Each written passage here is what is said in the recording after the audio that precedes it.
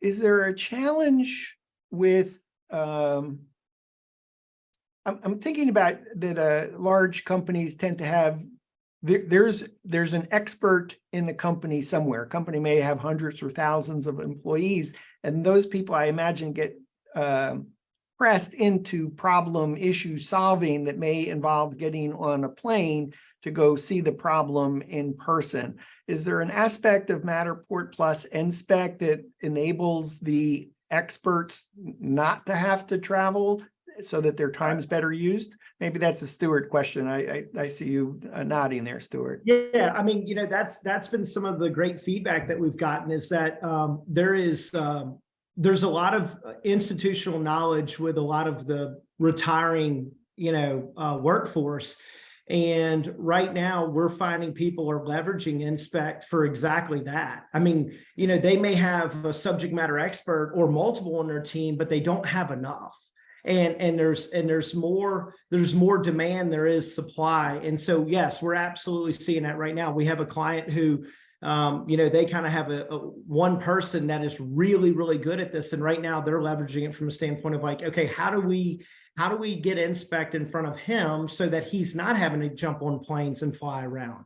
He also likes to wake up his kids sometimes, and drive them to school. And so it's this idea that not only can we also multiply their own knowledge, their intellectual capital, by being able to have those people make a bigger impact without having to jump on planes. And obviously that saves time and it saves money, and it's allowing these organizations to be able to make faster, better decisions, but at the same time, think about the training of that too. Now we have ways that the institutional knowledge can be passed on to the next generation. And so we're really excited about that. I mean, that's a struggle in a lot of different industries right now, Dan, and I know you dig in on this stuff, so you know that, right? I mean, we know in the utility space, there's a huge gap between the people who know how to do all this stuff and the next generation, that a lot of them haven't learned it because they've been relying on technology more than manual processes and old school SOPs. So yeah, that's been an issue.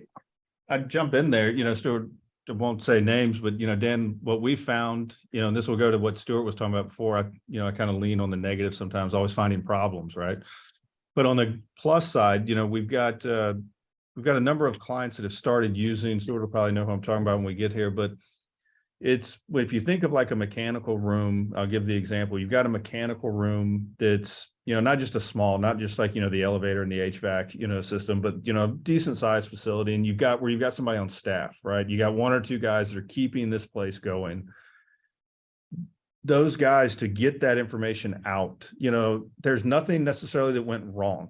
A maintenance item is not wrong. We have to do maintenance on facilities. And so it might be that something went wrong inside during the day. And then there might be just some things that were just regular maintenance. And to try to describe, well, I went into the mechanical room and there was a, piece of pipe, and it was 18 inches to the right of, this gauge. And it was, 5 feet off the ground. And this is where the 90-degree elbow was that I had to, you're spending so much time trying to explain that basically all you did was replace a fitting, or you had to go into a fuse box and replace this particular fuse and then reset this breaker, where because it's such a hindrance to do that much, to pull that information out of those guys that just know how to fix it, where they're able to use, we've got a number of clients now that are having these guys go in at the last hour of their shift, the last 30 minutes, and say, go into the model.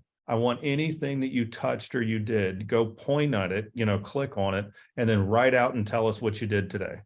We don't need to describe where to find it or how it was. Here's the breaker, this breaker tripped. Well, the breaker tripped. I had to go change this piece. This is what was wrong with it. A lot of them are even dictating and not even necessarily typing the information. And then the clients are pulling that information out basically. And now we've got a log or a journal for all of the information that's happening in that room. So when the next guy comes in, he's like, I don't know what to do, but he can go through and be like, what happens at this panel? And he can read through, oh, this happened and that happened. And this is, here's a year's worth of information, because we knew, Joe was going to be retiring. So we started having Joe spend the last hour of his day doing this each day. So